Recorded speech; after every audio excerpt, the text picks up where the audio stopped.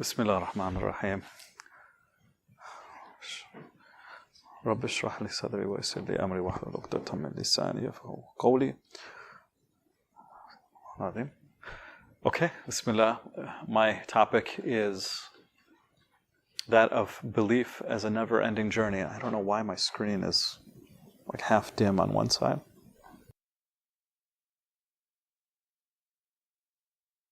Okay.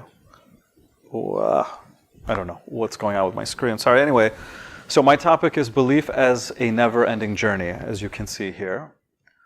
What I understand is up to this point, we have progressed through the levels of negation, of causality or cause and effect, and so on, as we had seen in previous presentations. And that now we've come to a point where we have arrived at saying that there is a creator and that there is a source for the existence, and there are qualities that are being manifested, that are being presented to us here within this world, and that we are now attributing to this source, and so on. And so what really takes us to now this, not only do we at one time say that we have recognized that there is a source, not only one time do we acknowledge then this, but that we continue to now live life and journey through life and continue to progress with this understanding. And so what I understood from this topic, belief as a never-ending journey, was that it's more of the need for a continuous revival or renewal of faith. And so the belief is not something that is static, that you can arrive at one point in your life and call it complete, but rather you and I both now need to keep progressing and continuously go through this reassessment of what's happening. And I'll define this, but I slightly have changed the angle of what I'm talking about here from being belief as a never-ending journey, although it's included to, but moved it to more of the need for continuous renewal. And why is there a need for continuous renewal within this world? If that makes sense so far. And so what we'll talk about in this presentation is first of all, a slight definition or a definition of what is a renewal. What am I talking about when I say renewal? How can it be? So we'll define it. We'll talk about the needs for renewal and see if there is a need for renewal. We'll talk about who is eligible for this renewal. And if renewal is so necessary, why isn't it done more often?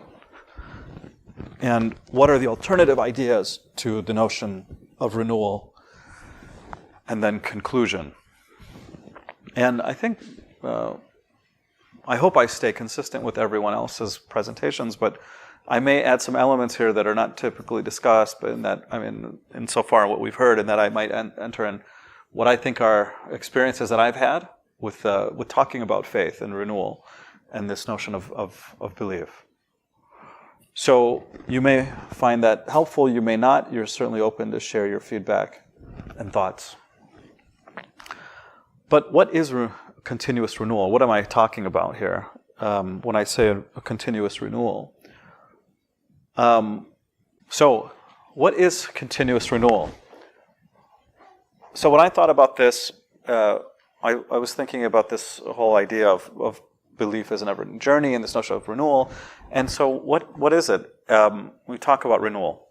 I thought of it as man not being content with just being at one stage, like I said, one stage or one level of thinking about what's going on. But as time goes on, and frankly we'll see some slides that go into this, as time goes on or as life goes on, there needs to be a reassessment, very simply, of one's awareness of what is happening in themselves or themselves and about the world around them. There is this constant need for man to do this. And not only this, but and I'm trying to here define what I mean by saying a continuous renewal, but also maybe a consideration regarding the changes that we see within the world. And as we've been talking about, and you have to also keep in mind, I made these slides before today, last 2 days discussions, but considerations or reflections on the changes which we see in this world and in the universe around us, and maybe a look for further meaning in what is happening around in this world and within one's view. And also, because of the nature of the world we live in life, we keep hearing ideas and interpretations of what's going on and how to think about our life. And so we also need to critically evaluate those things.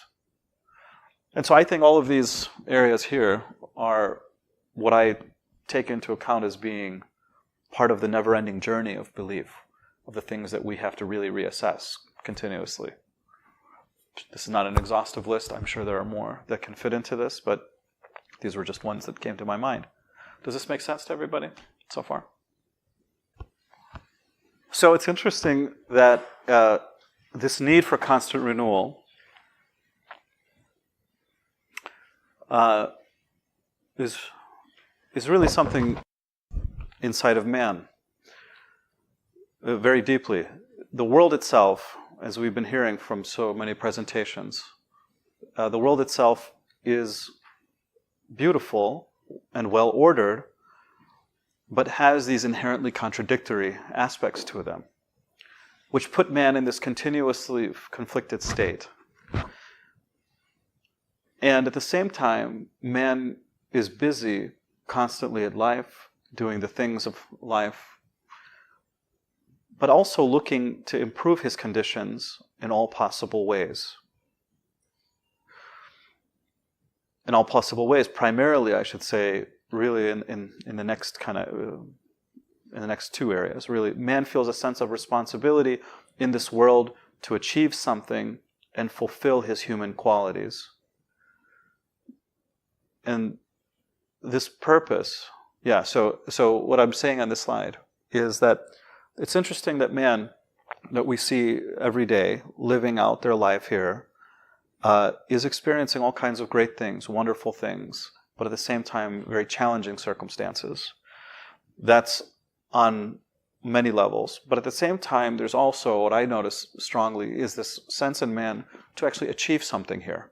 No man wants to live in this world, or woman come here and not only experience so many things, but also not really achieve or accomplish something, particularly with regard to their inner disposition, their human qualities, right? They want to really fulfill this. They want to do something within this world that really takes into account the qualities that they have and the capabilities that they have, and is constantly looking for that. Now, we've talked a lot about, I think, this indirectly, but really the purpose then for man that we've arrived at is to find and be in contact with the source of his existence, and to live in this world in a state that addresses all of these conflicting issues, but also fulfill his human qualities. And I don't think we really, maybe we did, but I think this is a very important issue. I don't know if I give justice to it in these slides, but really man wants to really address this issue. It's one thing to say, okay, I can dispel causality, I can dispel this, but which is truly him, using his human qualities to do so. But it also then relates to how he feels about himself and how he really, fulfills his life. And so the point I'm trying to make here is, man sees this sense of responsibility to fulfill these qualities that he's endowed with, and also finds this need really to do the best that he can within the world that he's in. And so the purpose ultimately is to find and be in contact with the source of his existence. And I say make a vertical connection here, but I'm really referring to this point that realize that the things here are not just like we see them on the surface, right? A very horizontal display of what's happening, but that as we have arrived at, there's actually something beyond this world, beyond the material things that we see here, that is the cause, the source of the things that are going on here. And so to live within that state is really key for man. Now, does that make sense to everybody? No. Okay. The universe is in constant change. Now, this is also now part of the experience.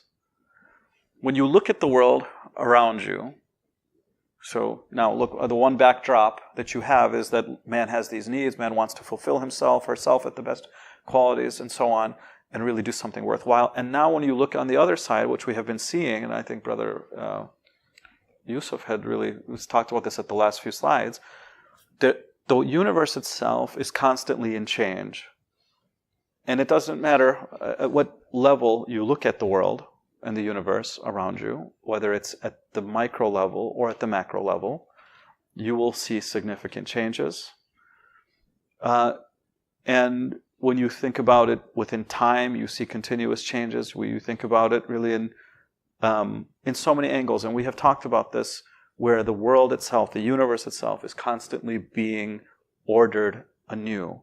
Every moment is a new moment of existence, is a new form of existence, a new creation of existence that really affect man and really engage him to say, what is responsible for this? Or what is my responsibility as man? What is man's responsibility in the face of so many changes that are happening here? And so these constant changes then, I brought this verse, and actually I brought two verses that I think really spoke to me personally as I have been thinking over the years about this issue, about the never-ending or continuous nature of renewing faith and renewing belief. And that is one of this verse right here, which is in the Quran. Excuse me, could you go to the last slide? Sure. You say, what is man's responsibility? Yeah. Why do you choose the word responsibility?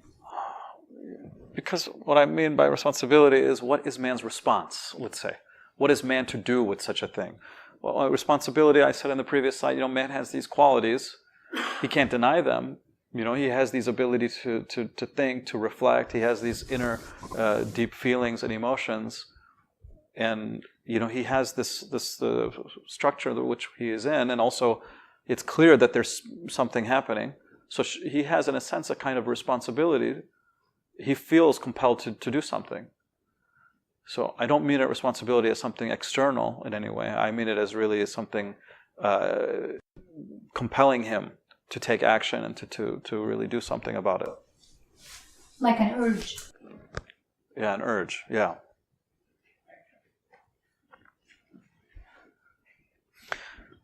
And so, again, the topic being the never-ending journey of belief, then it is interesting that the Quran then comes and says, with this verse, which is, as you can see here, فَعَالٌ لِمَا يُرِيد.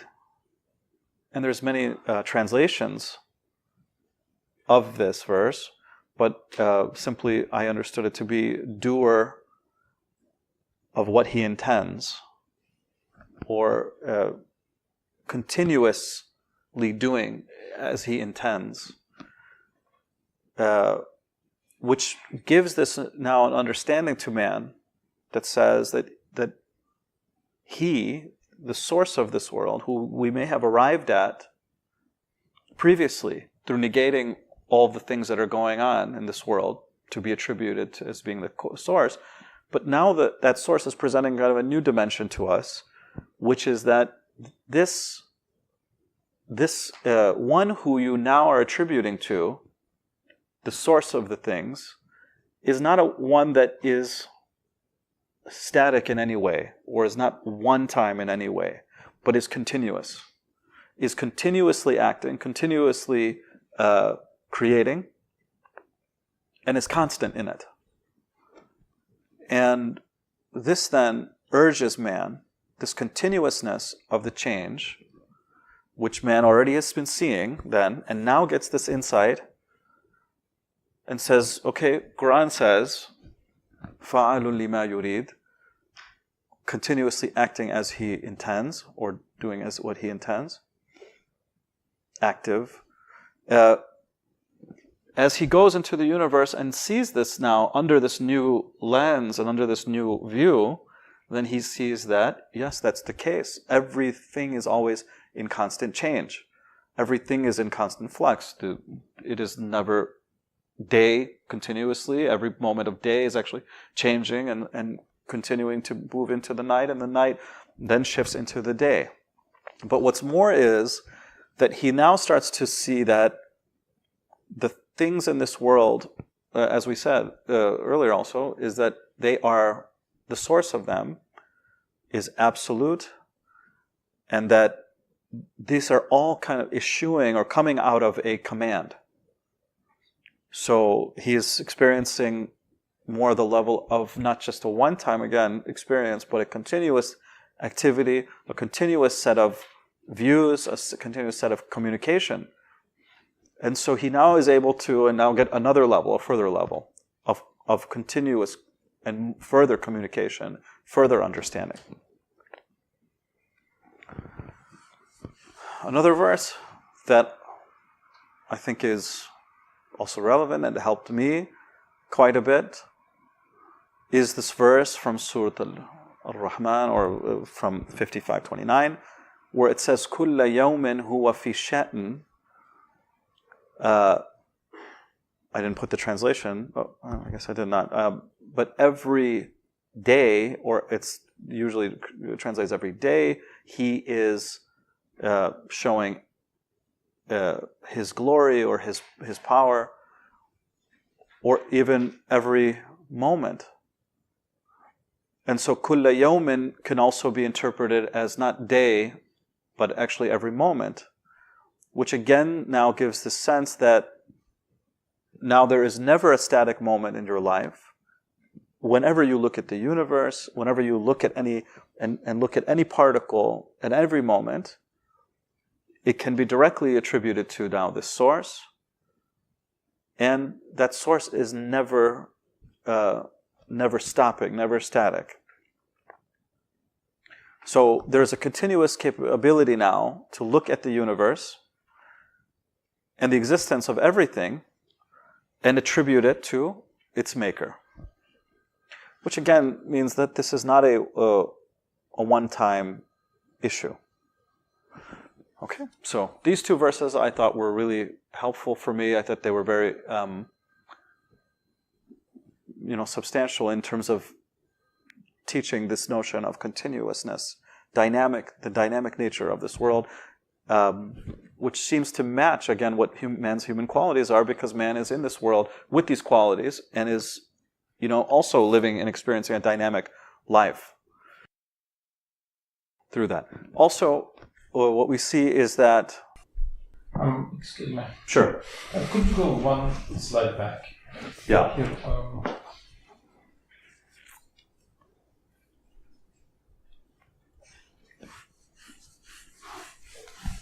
okay, so how do you make this connection from these active activities to those things? Yeah. How do you make the connection in that? Yeah, how you make the connection in the first paragraph is active activities is constantly being and creation to consciousness of change or just mental laws. But constant, because he's constant. If I understood I didn't hear the second part of your question. And how do you connect the first part to the God's part to man's part? Yeah. I'm trying to see. The part I understood of this, what the Quran is teaching, is that the things are constantly now new, continuous creation, and that man, because it's continuous creation, man is capable of reading this continuous creation. Man is capable of interpreting this new continuous creation. Man is the express recipient of this continuous creation, and is capable of being conscious of it further than anyone else, apparently, that we can see.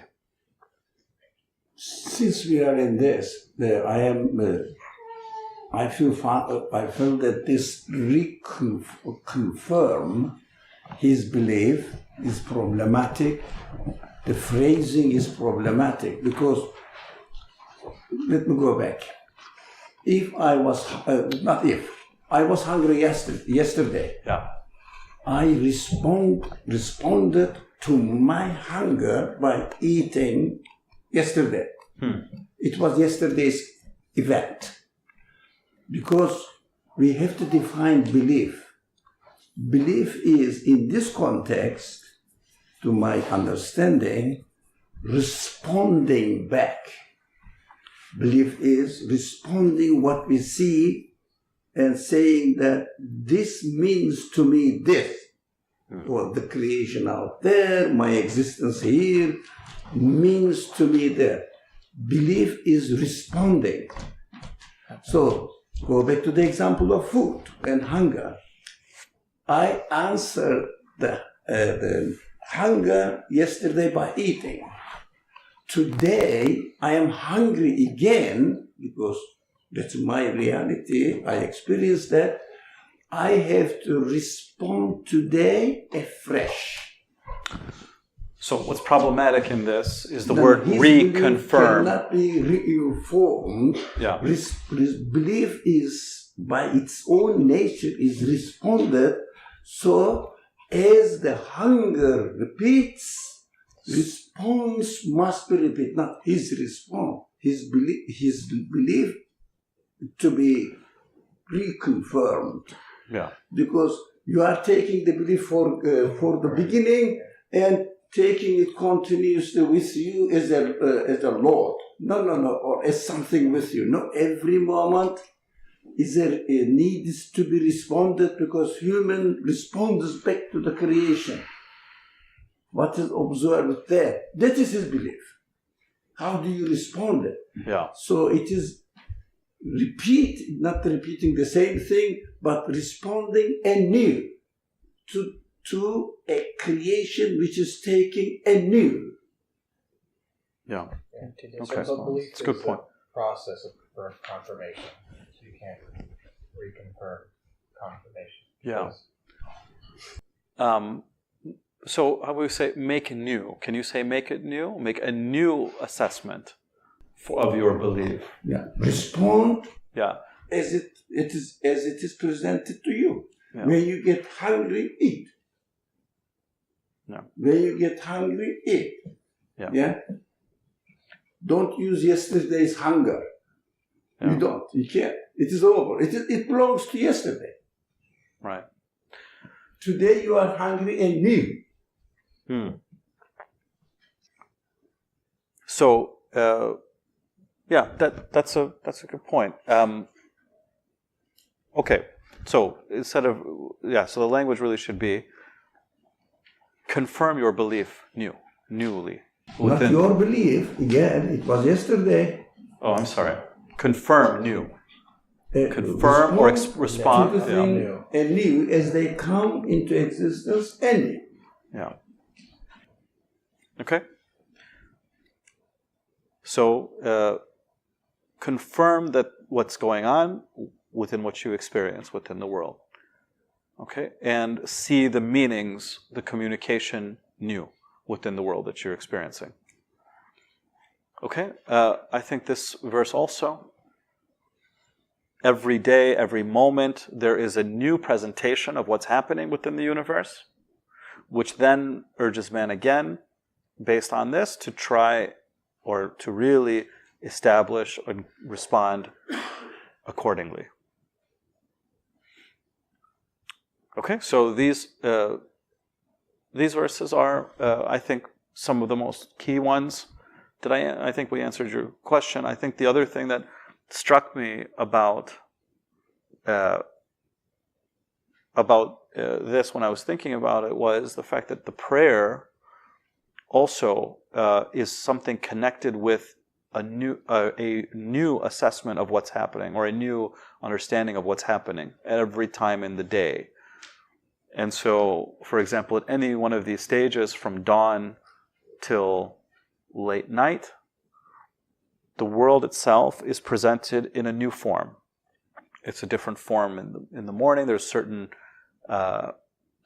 types of displays, certain types of experiences, temperatures, all kinds of things that are happening, the freshness, the newness of the world, all the things that are waking up for that day, etc., or all the new things that are really being created, I should say, really on that day, anew. And then going into these different moments which are all new and new creation, which require then a new response at every level.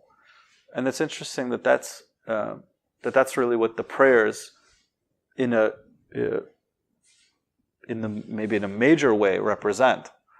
They take into account all of the maybe subtle assessments that man does within this day, and really presents them at a big interval period during what he calls the prayer. Then, so there is this notion that you cannot again, ever stop to say that my journey is complete, but that because I am continuously seeing something different and new, I am also responding new. I'm also assessing what's new and coming to a new realization and responding accordingly.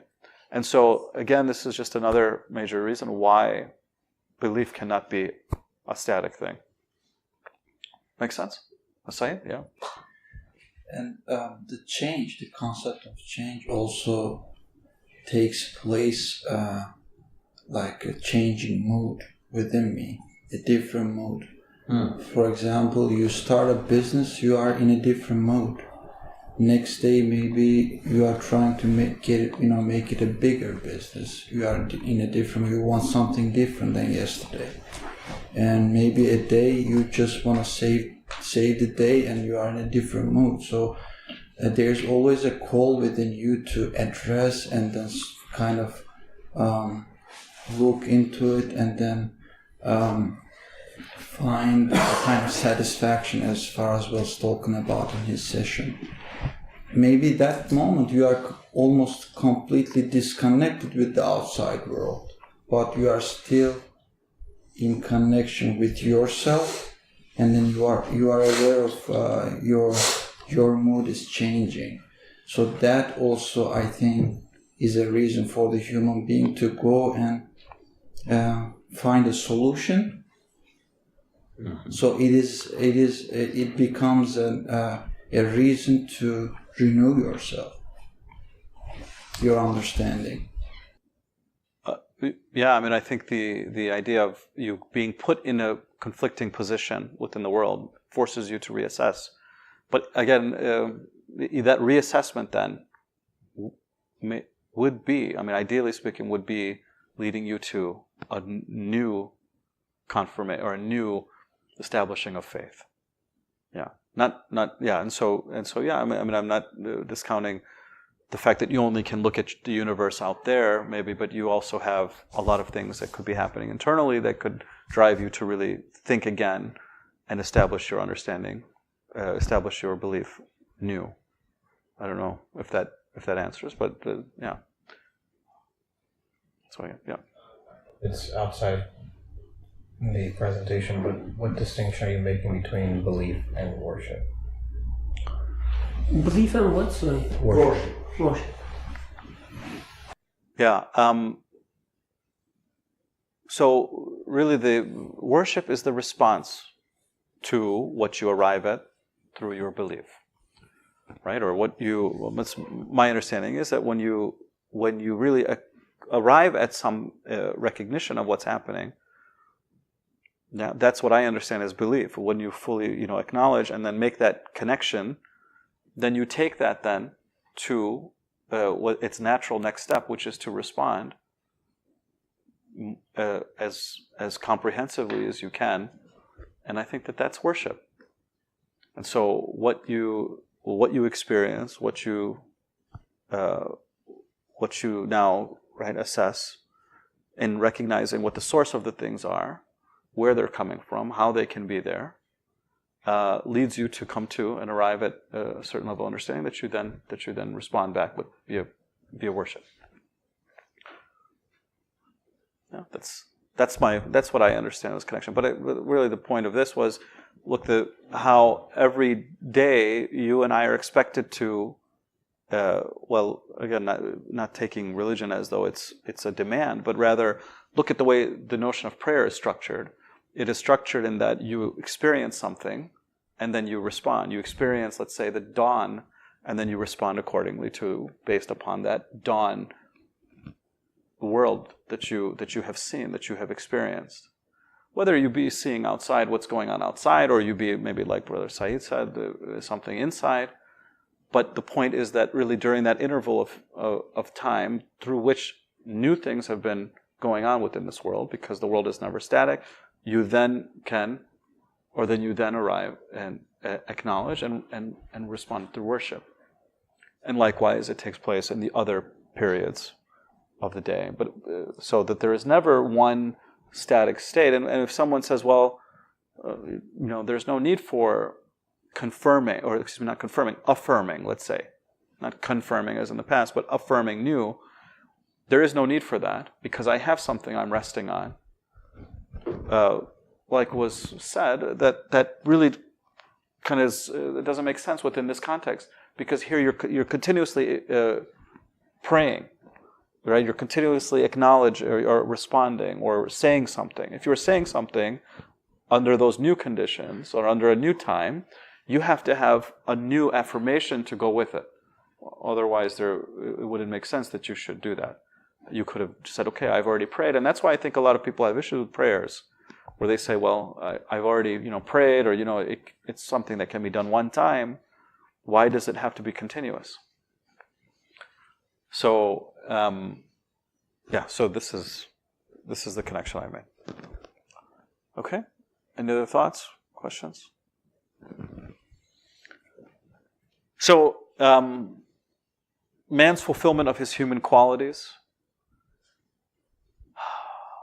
Man really only feels, so I think we've really established that man is now here experiencing these things and now is responding based upon this affirmation. This affirmation, this sense now that he gets, where he now affirms and he now connects then to his source and really lives within this condition, this understanding of who is really the source of the things going on in the world, gives man a sense of real achievement and satisfaction in this world.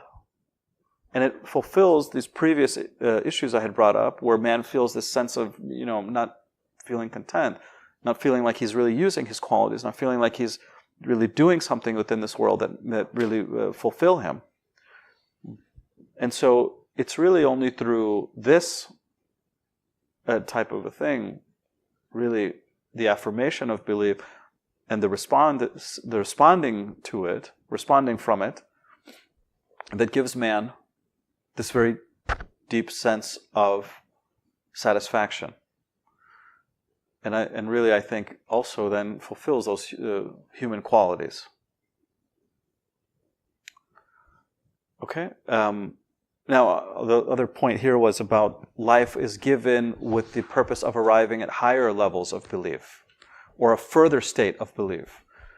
There is this notion that man can even go further and further, and that, because the world is also continuously created and presented anew, that man also affirms anew, but actually even goes further in a kind of progress that's being made.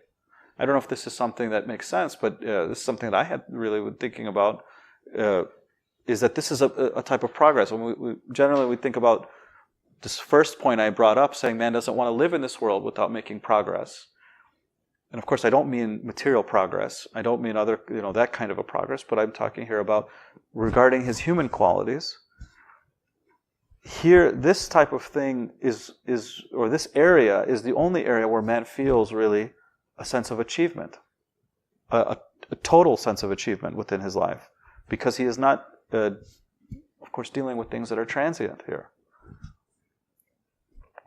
And so, when I say life is given with the purpose of arriving at higher levels of belief, this is my interpretation of saying that it must be that look, life is being given now, and it's giving again anew. This is not a repetition. These are not repetitive things that are going on in our lives. I mean, how many times have people, seen a dawn or a sunset or something like that? You've seen it many, many times, but each one is new for you. Each one is a new affirmation. Each one is a new realization. And so it really gives a sense that within this world, you can actually go further and further, and even, one might say, even higher levels of understanding and faith. A practical example, Yeah. if a student goes to class Yes. for 45 minutes and has a break and goes to class again, blah, blah, you have been there, why do you go again? Now, apparently it doesn't make sense. So you have been there, why do you go again? He says, I'm learning anew in each class. So it is not doing the same thing, it is not repetition, but it is increasing, improving, developing one's potentialities. The same thing here, reaffirming, reconfirming, whatever the word you use, re-acknowledging, re-responding is increasing your capacity of acknowledgement, learning, because we don't learn at one point. If you want to learn how to sing better, you have to do what? Keep Repeat. swimming. Every repetition is not really static repetition. Yes. Yeah, I agree. Yeah. I was just gonna say that this analogy made me think of that even if the class was static or there was nothing new being taught there, the student would have almost every right to question his or her existence and almost I guess confirm that it would be meaningless if there was nothing new being taught at the class, knowing his or her intellect as well. That if I have been given this, or if I have this desire to want more, or to be able to comprehend more than what just exists, then at least I, being the student, would confirm that this creation as it is not wise, or is almost meaningless. And unfortunately, I think maybe some people may come to that level of thinking, not understanding or not having given thought to the issues that we're discussing here. And so it becomes mundane or becomes monotonous to them, and life becomes monotonous. But whereas in this regard, you can see a sunset, you can see a day, you continue to get it, life, continue to eat like we're all doing, and there's no monotony in it. Every day is a new, as the verse says, a new moment or a new experience for you to confirm or to affirm something, right? And to experience another level of pleasure. And so this is where man's fulfillment then happens. Now, I have 15 minutes left. I was going to, what I always do, maybe this is just the way I think sometimes, is I really try to pit this up against what I think is the more dominant idea that's going on within the world right now, and how the alternative views see the universe itself. And frankly, I because some of my own experiences being where I am, when I talk to people, I hear from their feedback and their thoughts certain ideas. It leads me to maybe make some of these statements. But secular education, what I think is the way that education is now being taught and so on, is turning the world into a static place where there are no meanings to be experienced. And the world that they see, or those who view the world then, again, without this understanding, are then just seeing an outward existence of things that are not necessarily coming from, or not at all coming from a source, not at all coming or issuing from an emir or a command in their view. In other words, it is not a direct type of communication to them. And because they've kind of cast away all of this in how they see the world and the universe, these human qualities that they have, that they cannot deny, this need for, let's say, progress, this need for development, is unfortunately channeled into very superficial things, materialistic things, the acquisition of material things, the physical conveniences of things, and superficial pleasures. And what I also hear quite a bit is that, yes, man has these feelings for infinity, or let's say eternity, but the world's not eternal. And so there is this strong attempt to try to find a fulfillment of eternity within the finite things in this world, as though you can find infinite within finite. And I find that when you go out nowadays, there is this attempt in the material side to try to make many, many different varieties of things. Like you can't go to the store and just buy, like one type of, I don't know, cheese or something. There's like, well, to me cheese is not the best example, but let's say like a shoes or clothes or pants or something like that. I mean, there's hundreds, thousands, there's millions. And so it kind of gives this false sense of feeling that there's so many layers that you can go through on the material side, which I think is just a facade. And so this notion of, or what I hear a lot from young people or many people, is that you can fulfill these feelings of eternity through these finite things within the world if you just have enough variety of them. So this poses a big challenge, I would say, to how we're, how man should live his life and how man should think about his life. What I also think is challenging then, which again, kind of these notions really, I think, come from those previous presentations that we heard regarding, causes make this and so on, and seeing the things within the world as being the causes. But then we also see that religion itself and how it's being practiced for many people also have taken on very strong influence from this idea, where for many of them, believing is more having to do with inheriting a culture or norms of the family and the place that they were born into. And so what I hear a lot is that people want to talk about their narratives or their stories. And a lot of times these narratives that they're trying to describe as to how they follow religion or what they really believe in are not really talking about faith-based things or really the fundamental theological or the issues of Tawheed, but rather talking more about the cultural and social aspects of it, which is problematic because that side does not at all ever go into the issues of affirming anew a faith. It really looks at things kind of from the rearview mirror more so than it does in the current state or in the future. And so, you see a lot of things like this, and I was trying to figure out how to convey that religion is mostly, when people are talking about it, are talking about it in a very static form, not within the notions of a continuous journey, but they say really religion happened within a certain time and a certain place, and does not really have implications much, meaning in the way that a person experiences the world today. And so they really they try to bring a very static slice of time view into the world that they live in now, as opposed to taking the approach of really affirming anew under the notions of looking at the universe and arriving at who's really, or what could really be the source of it. And so I think this is a very different way of approaching religion, and one that we see a lot. This causes, I think, a lot of challenge for people. Does this make sense, everybody? Okay. All right. Sure. Do you think it's something fundamental within the understanding of religion that makes it a static picture? That within people's understanding of religion, do you think that's why?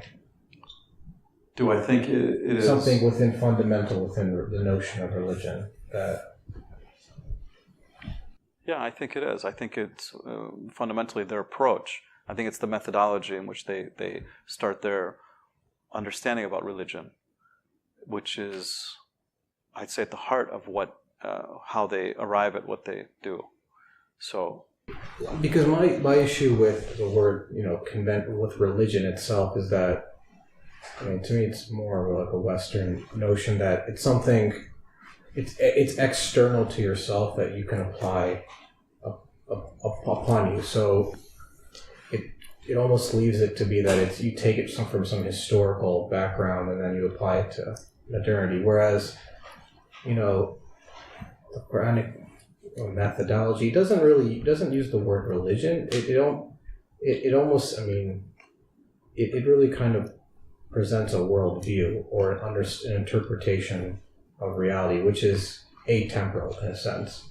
You can take that from one place to another, but I think using the word religion almost implies that it's temporal. And I think that's where the problem is. Yeah, when I put these slides together, right, I was just going through my own experiences of what I'm seeing out there and saying, look, what is really stopping people from doing a renewal or a reaffirmation of faith? Well, if you come from this type of mindset, or if you're constantly surrounded with this kind of a mindset, which is, when I say conventional religion, I mean what we really see when we're outside. Maybe not at all here. I don't think we ever discuss anything historical here. But if you go outside and go to any religious institution, mosques or whatever, right? That's mostly kind of what you hear about. Yeah, 7th century sort of understanding of the world. Yeah. So what I'm saying here is that mindset is in, I think, if not direct opposition, it certainly has conflict with what we're talking about when we say establish belief anew under the new conditions. This notion this methodology never considers the need for confirming religion anew. It is always just looking at it in the past, and so yeah. I mean that's why. And I was trying to find the right language instead of saying maybe I could a conventional belief, but that wouldn't necessarily work with what I was trying to say. Because people are saying religion is that it's something historical. It takes place in a historical context. Yeah. That kind of static notion is not consistent with what we're talking about, and it causes problems. So what really is causing man, preventing man from this renewal, or let's say this affirmation, I think what we really are seeing ourselves, how we look at the world, how we establish our worldview. Those that are establishing a very static worldview, or those ideas that establish a static worldview, really are I think, a big factor. I think an extension of that is the fulfillment, being busy, fulfilling yourself with false fulfillments. This notion of finding, infinite within finite things is also another big problem. And I was just thinking again, even further, what are the effects of not renewing faith? Or not, again, that's probably problematic language there, but let's say affirming faith anew under the new conditions is really to take an approach of complacency or disregard. So when you take this notion of saying, I'm not going to be active, I'm not going to look at the world anew and try to establish and confirm my faith under the new conditions, these types of things creep in, I think. Right? I think that there is... You cannot rest on yesterday's faith. You cannot rest on previous recognition, right, or something. You have to keep this going. And so what I see is there is this slow sense that happens of meaninglessness because the things start to become repetitive, monotonous, because they don't carry these meanings. And there starts to become now a loss of a man's humanity. And there's many elements here. This is not an exhaustive list, but these are the types of things I think, maybe even, Faraz, you may say this may be related to what you first started out with in that in your first presentation. This feeling of pain, this feeling of, not feeling content within your life, right? And looking for real answers. Could you please elaborate what you mean by the loss of humanity? Because there is also an existing argument that they are living as human without religion, and they don't need religion because they are already living as a human being. They are helping poor people, they don't say lie, they don't steal money, they are living as human beings, and they don't need religion.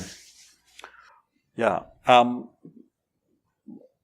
You know, I mean, I think that when you materialize everything, when you don't see that there is a meaning in the things that you're experiencing in this world, then you default to only its material experience that you have with it, right? And its material value for you, which I think is something we have discussed before, maybe. And so, when I talk about loss of humanity, I mean, if my child comes to me and says, you know, I need this, I don't know, some money for something. You know, instead of thinking the human aspect of what is involved in that experience and the result of that experience, I think about maybe it's my material loss only, or I think about, you know, how do I get this person to pay me back or something like that, or I can only reduce it to those types of things. I don't look at the human aspect of this person's neediness, or this person, or let's say even more so, my own being a means through which the provider can provide the things in this world, right? And become an awareness of that, you know, that sense of wanting to fulfill this need, right? Or this care for the real human side of people, not the only material side. So something like this is what I'm referring to, and I think that's really what our society is at the moment. Does someone else have a question? Yes. When you look at the Quran, the first presentations of the Quran was about the transience of this world. Yeah. It is going to be destroyed, that everything will be upside down, and it won't continue. It means transience of this world is emphatically mentioned in the Quran, especially from the first period of its revelation. It means the first time the human beings need to hear that this world and themselves are transient. Why it was so? So we have to understand that, you know, in contrast to human qualities, human qualities look for eternal satisfaction, never-ending satisfaction. But if the universe is transient, if I want never-ending satisfaction, there's a contradiction. Now, these people, as Yunus was referring to, we are not talking about the specific people, but in general, this attitude is saying that, look, I am performing my humanity, I'm fulfilling my human needs, it means I'm helping people and not playing time, but there is no a humanity as it should be, based on never-ending satisfaction. I think you use the word, this vertical relationship, it needs to be emphasized on. When you really look at the universe, we have to communicate with the universe, we have to respond back to the universe in a vertical way. It means you are not the source, because you are infinite, finite yourself, and I need infinite. So, for example, if I really practice my human qualities in order to satisfy them on a temporary base, this is not practicing human quality. It is denying the real aspect of human quality, reducing it to a temporary base. It means contradicting themselves. But everybody understands this, realizes this, and denies this reality or not, we don't know. But theoretically, this approach, saying that I am doing this, I am fulfilling the human needs, and being loyal to human demands, human requirements within myself, I'm not cheating anybody, I'm helping everybody, is not really doesn't really represent human qualities as they are. It is a corrupted form of it. Yeah. Does that relate to what you wanted? Yeah. You were asking, yeah. So, how many minutes? I think we can add. Actually, normally it's over. Okay. But I think we can add 6 or 7 minutes more. I think I'm. I think that I'm done. I think I have to kind of reassess actually some things here. But anyway, what I really am trying to say now in conclusion then is faith or this belief is a never-ending journey. It is not something that you can really be at any one time complete with, because, as we said, the nature of this world being continuous in its being brought up new, because of you yourself coming now again within the world, with all these qualities, matching up into this requires now a new confirmation or a new affirmation at every moment, at every day. You cannot really base this on previous experiences or conclusions, and it must be affirmed again under new circumstances. So, this slide in this graphic that I have was really just to relate to.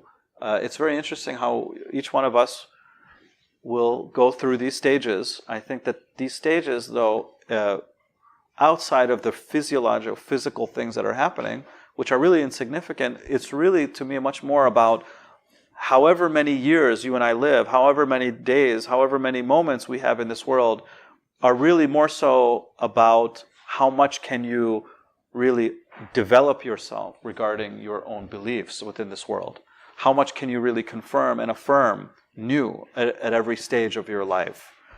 And so I think that that's really what I see as being this never-ending journey with belief, and that, again, leave all those challenges out. I think we should be all very clear about those challenges, but I think there needs to be continuous work in your life and our life in this capacity. Actually, I'm sorry, but we have more half an hour. We started late, so yeah. Okay. It's been an Yeah. hour. Well, then we have 30 minutes to talk. So we can start with the Birkan's question. It's more like a comment, since it's time already. About this being human, I'm just trying to connect it to the previous discussions. So in previous discussions, we were trying to define the reality from different aspects. Like the aspects looking at the other things, aspects looking at the internal things, and some abstract notions. It happens itself, causes, the nature, and so on. I guess when we try to define the human, it also has these different aspects. We can try to define it from different aspects. And how I see it when you talk about the humanitarian perspective, for instance, I guess it's more like a human being as a social construct. It's not the human being as what I am, but it's a human being as a social construct, like looking at the other causes. And when we talk about helping other people, for instance, or like making charity, being nice, or I don't know, having children, so on and so forth, it's not about yourself. It's not about what you are. It's about the social relationships that you embedded in. Or even when you try to define your humanity as fulfilling your desires, for instance, this is another way of defining the humanity, then now it looks at what we were discussing, but it happens itself. Now you're trying to fulfill your desires, your needs, but nothing more. And all these definitions of humanity, they're only looking at just one dimension of the human. Either only putting the emphasis on the social construct, or only putting down the emphasis on the internal desires and so on. But because it's just one-dimensional, it's not the humanity as we talk here. Because the humanity as we talk is a multidimensional entity. Thank you. Suhail, I think you want to say something.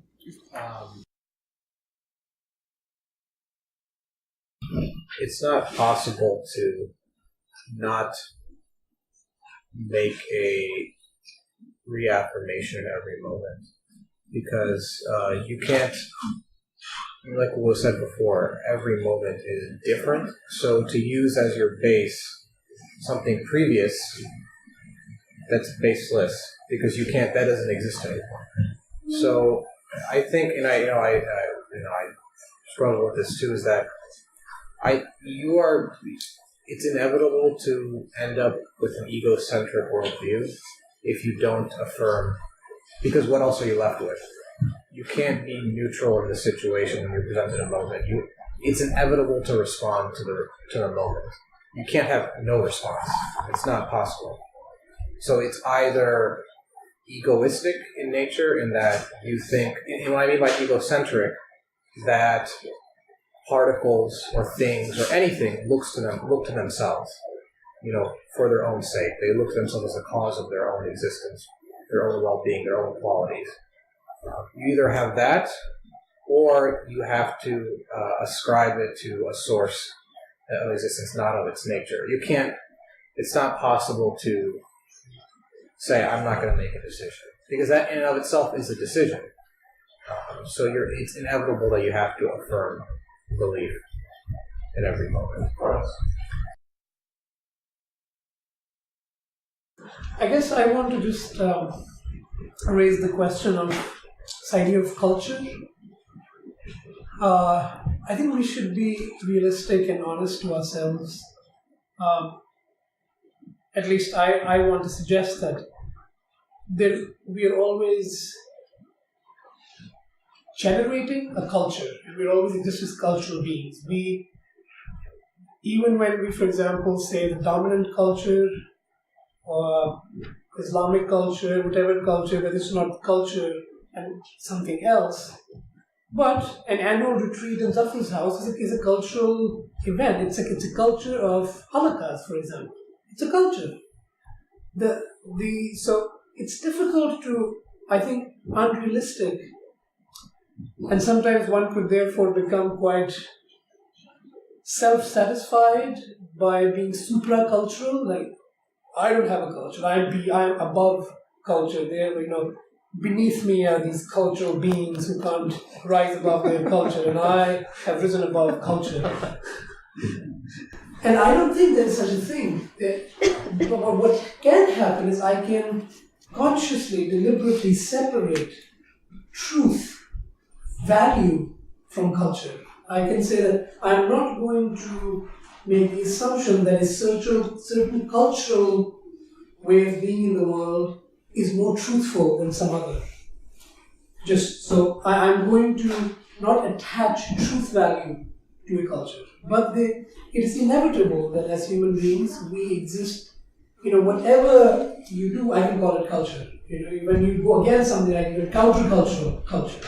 So we have to end up doing something in some way, and that's doing something but the idea is not to think, we might be blinded to our own cultural immersion, that we are so steeped in a particular kind of culture that we think that we are beyond culture, but I think it's not as easy. I don't even know if it's desirable or not. It's a question in my mind whether it is possible or even desirable to be beyond culture.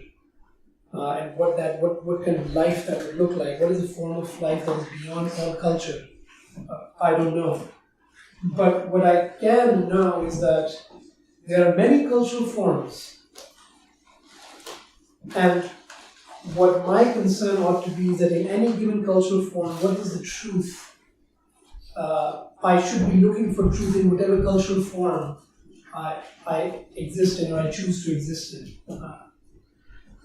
So, I guess only to say that as we are attempting to go beyond a certain culture, what we're trying to really get away from is that simply because I am part of that cultural form, that is satisfactory as meaning or truth in my life. And I'm saying, no, I'm going to try to look for truth in life, and I'm going to confirm, respond anew, despite my culture. My culture does not obviate the need, doesn't take care of that need to come to truth or to search for truth. That's I can do. But I don't know. I think I've tried to escape culture, and the more I try to think about it, I realize that I became sort of this person who condemns culture, and that is my culture.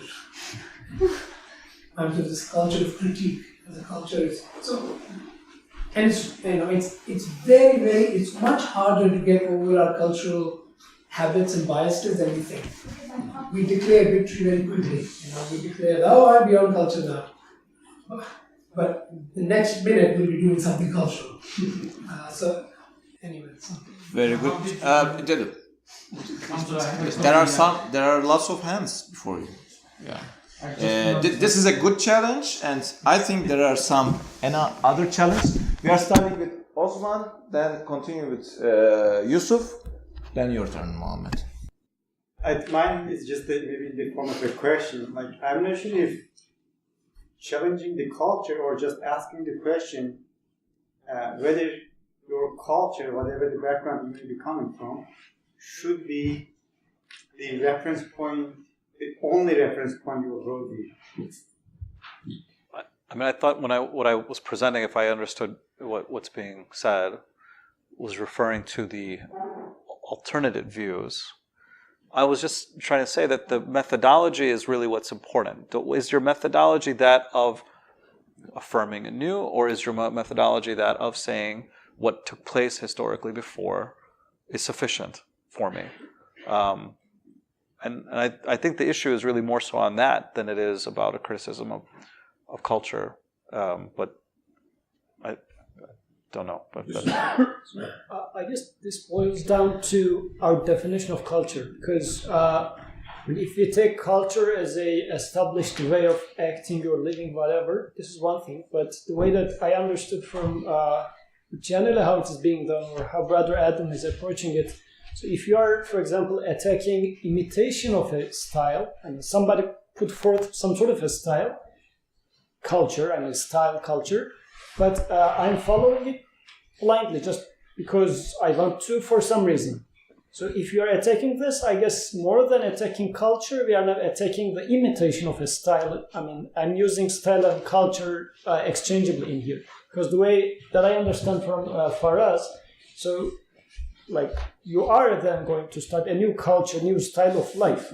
But are we questioning that I shouldn't have any style, or whatever style I'm going to follow, I should have reasons about following that? So I guess this might be a distinction. But aside from that, yeah, I agree with Faraz in terms of if I don't make this distinction, and if I just become like against culture while I am being against imitation, if I become against culture, I might start missing some point, become overcritical, and making critique becomes my second nature. Although I was initially started getting this attitude because of attacking the imitation, now I start just become attacking only the style, not only the imitation. So I guess this needs to be fine-tuned. Brother, do you want to add something? No, I think I understand this point. Mohammed? I'm okay. Bikram? Since the wall is cracked, so I guess yes, the two resonate with what has been spoken as far as Yusuf, the others, the also. So I guess other than how we define things, also how we approach these definitions is also important. Like, yes, we can define the culture in a different way. We can define what we are attacking, what we are not imitating, so on. But there is also how you do that. So I guess the one problem is we most of the time find ourselves in is the radicalism, like any kind of radicalism. Even when we think what do you mean by radicalism? What I mean is when I think what I know is true, I take it as to do like the extreme. For instance, when I see that some people denying one part of the reality, what I do as a response, I make this the only part of the reality. So if somebody denying one aspect, I'm saying that no, this is the only aspect. This is usually the mistake we most of the time do. I guess it also goes back to like denying the culture, for instance, right? Because people acting by their culture most of the time and replacing it with something else, what we do, we say, oh no, there is no culture at all. So instead of taking the one aspect of things, I'm not accusing anyone, I'm just talking about myself, like what is going on inside you. So instead of taking the aspects, different dimensions of the reality, making reinterpretations about them, I mean, I have an aspect of reality which I call as a culture. It has an existence in my life. Instead of reinterpreting it, I'm saying that, okay, let's get rid of it. Why? Because some other people misinterpreted it one time, at one point. I guess it goes back with everything, like with causes, with associations, with whatever. I don't think the point is denying the aspects of the thing, aspects of the reality, but redefining or reinterpreting them. Dr. Ed, do you want to say something? Because we are a little bit interested in that concept generally. Yeah. I'm looking for those people who didn't speak as much as I did. Okay. First say that. Okay, thank you. I think the right approach for me is, I don't have to try to be a culture-free person. That cannot be my purpose. But I need an enemy to kind of trigger myself to choose my direction, and I can choose my enemy among the things that are around me. Maybe what I mean by enemy is something that I don't like, something that I find going against my purpose, my definition of purpose in this world. If I believe that an approach takes me to losing my humanity, I will become an enemy of that approach within me. Not the people, but that approach. So, and I think it's something good that becomes a driving force for me to go and find my own right direction. So in that sense, we need something bad. We need something. I need something that I don't like, so that I can choose my direction. I think that's the way I am guided. I want to talk to Faraz was saying in terms of. First, it depends, like I was saying, how do you define culture? Do you define culture as a system of action or a way of thinking, or do you define culture as, social construct, how people do things out externally to yourself? And you brought up, can you find truth in culture? Well, if you define it what's traditionally understood as, a way of doing things, how people do things, I think that statement in and of itself is self-defeating, because truth, you can't say truth exists externally without affirming it in and of itself. So if you say there's truth in culture, well, you don't know that. You don't unless you affirm something. And that's not culture in and of itself. That's affirmation. Now, if you want to call that cultural in that there's a culture of thinking about something or affirming, I guess you can say that. But and the second point, whether to pass judgment on culture or something or society or how people do things, that's also to me an externalized view of how you approach something. Prophecy and Quran, I don't think ever asks you to make a judgment on something. It asks you, how do you addressing yourself internally? How do you understand your qualities, who you are, separate from everything else? There's something outside of you. How do you understand that? You don't necessarily pass judgment on that, but you make an interpretation of what's happening. What people do externally to you, that's up to them. All you can do is take care of your own, responsibility. So.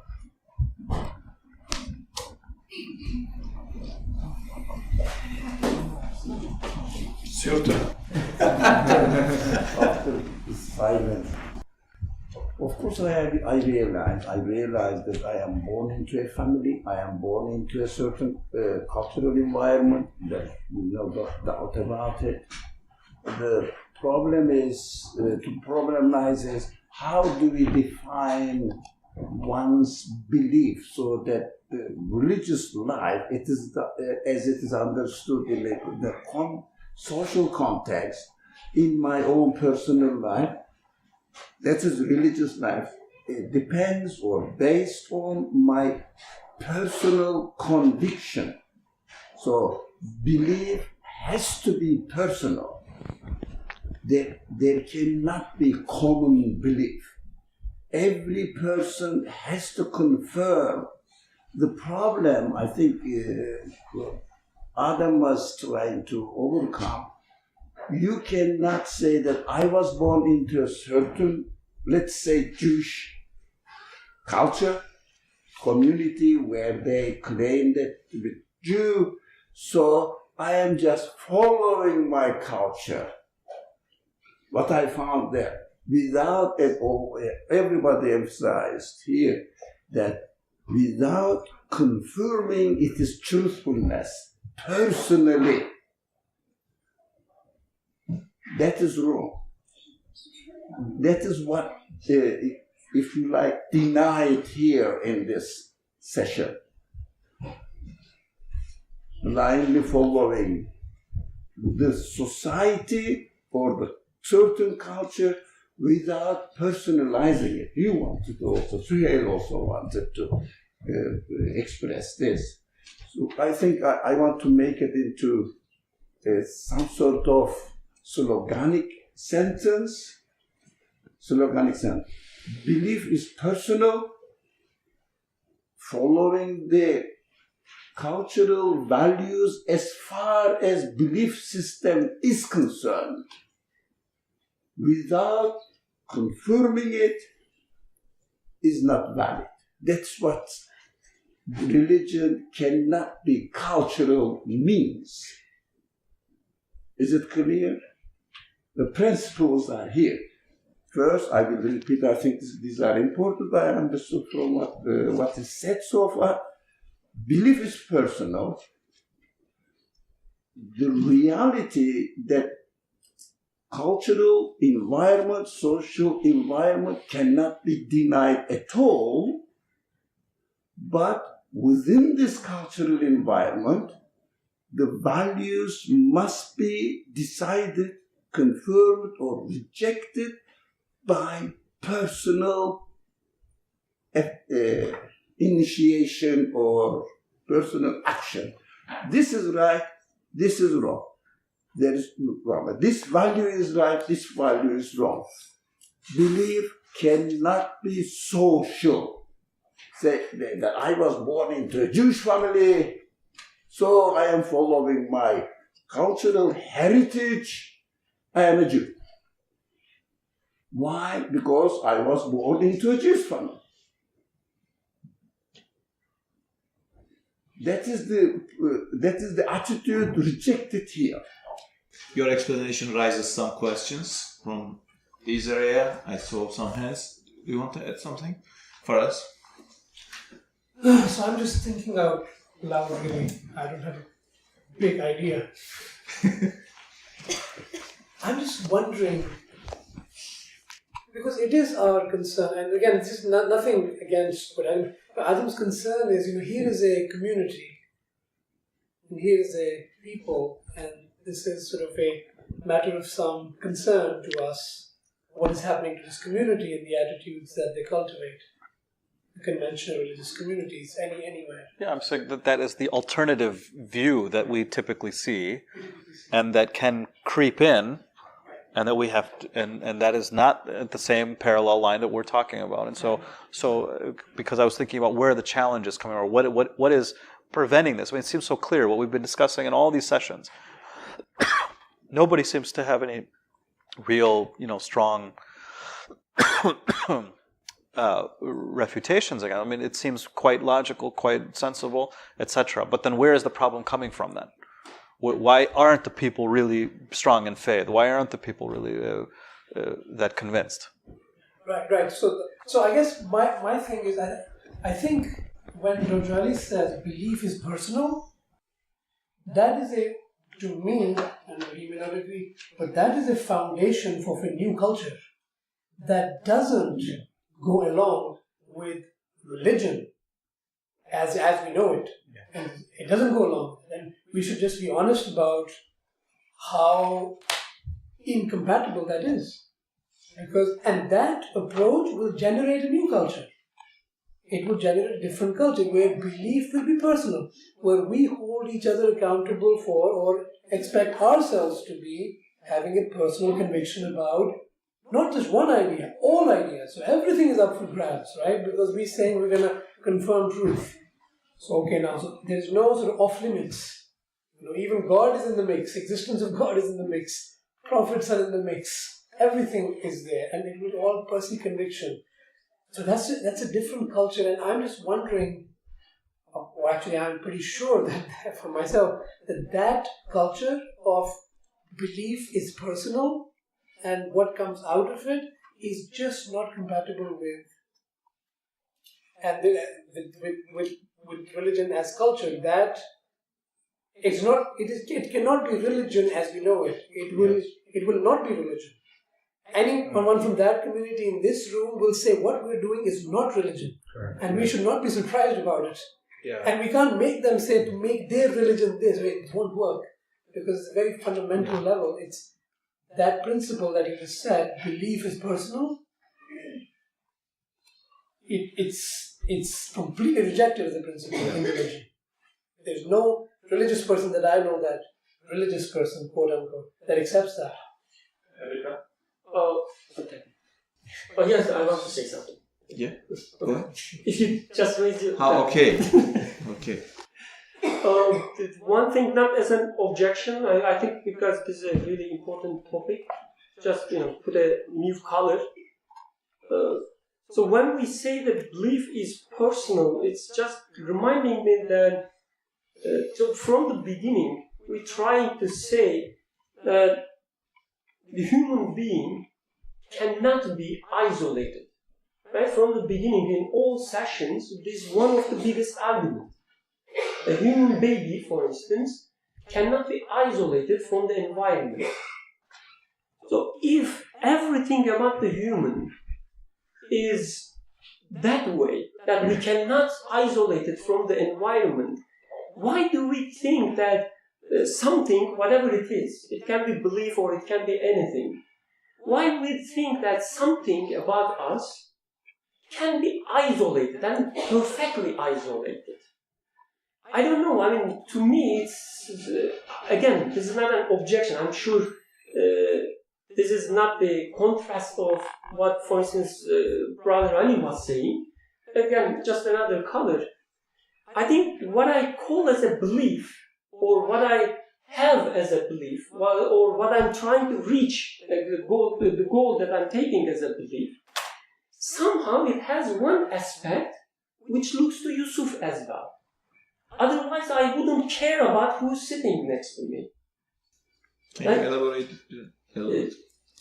How I perceive the reality. Yeah, because when it comes to existence, it's easy to understand your connection with the baby's connection with the moon, sun. But when it comes to belief, it can be a little bit. Okay, that's the reason I'm not preferring to use the word belief like anything about me. It can be belief, but my interpretation of reality, my understanding of reality, is not something isolated. It has one dimension, maybe a tiny dimension, I don't know. But it's one dimension which looks to Yusuf as well. For instance, my interpretation of the reality changes when I'm sitting with the Yusuf versus when I'm sitting with you. Right? Or it changes when I'm sitting with a lady. It does change. My interpretation changes. So, I don't think we can say that, like, my interpretation, my understanding of the reality and my belief, which I build on my interpretation, can be perfectly isolated from everyone or everything else and can be just belong to me. So, I guess we should elaborate, as you were asking, what we mean really when we say the belief is personal. Yes, I would also reject that just because I'm born in a Muslim community, the family doesn't mean that I'm Muslim. I reject this idea. But I also reject that I am myself without my mother. Or I am Birkan without Yusuf. So that's the point. Yeah. You want to add something? Me, Do you want to add something? that belief is confirmation of what you observe in the world. Accordingly, you construct your world, and accordingly, you construct your culture. That's religion. Religion is different from when you say religion is your way of life. Belief is your confirmation, the way the person confirms whether this tree is created or not. It is completely different things. Yeah, no, the thing that struck me a little bit, Brother Faraz, or what you said was, this one cannot enter into that one cannot enter into this one. I understand maybe that that, let's say, when I should define what I'm saying, that and this, when we say, you said it, culture, or let's say the religion as we know it outside conventionally, is not the kind that would accept the behavior or the things that go on here. And vice versa, you cannot, we also would not, or this, what goes on here would not be able to confirm and be content with what goes on there. I mean, I think I understand that one, but at the same time, I do have optimism that what goes on here can be brought into an understanding there. And I'm not sure I fully agree why they have to be completely separated worlds. Yeah. I understand that at some levels they are incompatible. But I'm saying can belief now, the notions of belief or making personal conviction of belief, enter into that sphere at all? Can it not be revived into that sphere? Is what I'm trying to understand and see really, is that not an option? Yeah, belief is a personal matter, that's for sure. Whether they're here, like, I'm not sure if that's really relevant. As far as I understand the subject, it is true it's a personal matter and it's very crucial. And why it is crucial is that we are living in an ever-changing universe, and we are subjected to change in every single moment. Within this setup, at the same time, there is this intense desire for permanence and eternal happiness. That's also with us. So if one doesn't take that personal journey to believe and go through this reaffirmation that we have been talking about, then I think there is a very big opportunity being missed. I think, as far as I understand, I think that should be the real focus, or at least that is the focus for me. Other than that, like, their culture, different cultures, to me, at some point it is completely irrelevant, because I am subjected to change, and together with that, I look for permanence and I look for happiness in a universe that is continues to being changed. The question is, how can I attain the happiness that I am looking for? And that's only possible through the personal journey to the belief. And all the prophets were alone in the certain cultural environment, but because they believed in one reality according to them and started off from there, another person joined him. That's how they started practicing this belief commonly. That is the culture, we call it. It's called. But every person individually must come to a conclusion that this understanding is correct, but the other understanding is wrong. That must be better when I say, okay, it doesn't matter when I or we.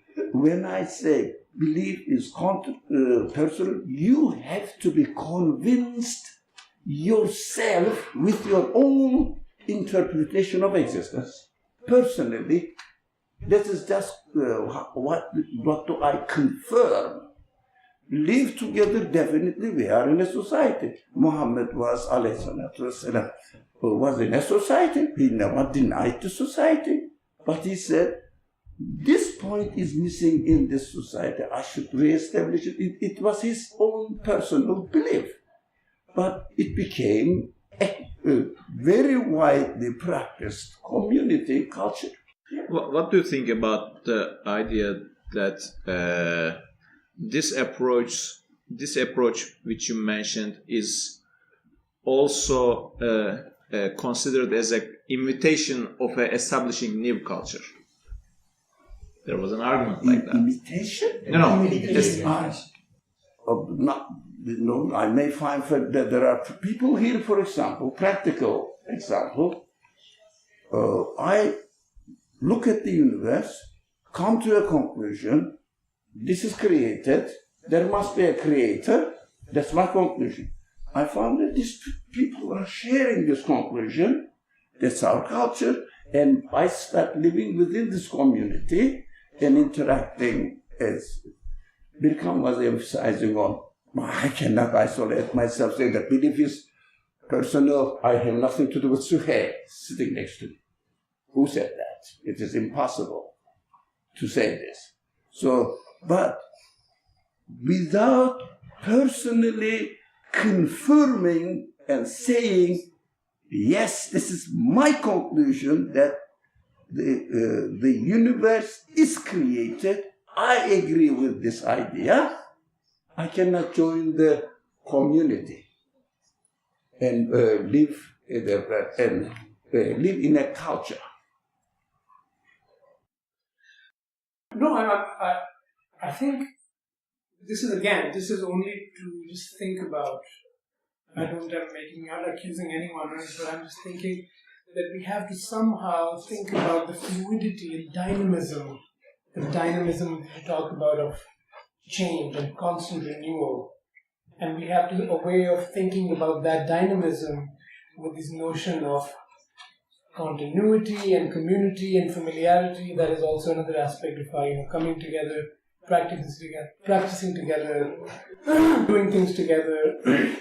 So, if indeed my notion of myself as a believer is indeed, I mean what I say, and it means I am indeed every day in this process of renewal, in this process of rethinking, in this process of responding, then perhaps I will also should make my notion of community compatible with that. I may say, so what is community to me then? Well, then community to me is that all those, no matter how they identify themselves, who are every day trying to respond to existence.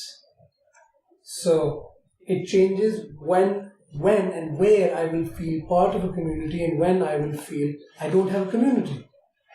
So these things should go together, I would think. So if I really think that my reality, what's most important about me, is not where I was born, was not religious identity, but my response to reality and my conviction about what is truth, then I ought to find myself telling myself, well, it's impossible for me, therefore, to then consider myself or even want to be part of some sort of community and say, we all do a certain way, a certain thing, because it's all something that will change again, that will come again anew. So my idea of community might have to expand. My idea of what I'm concerned about, who I'm concerned about, in what way might be affected, or I think should be affected. Elhamdülillah.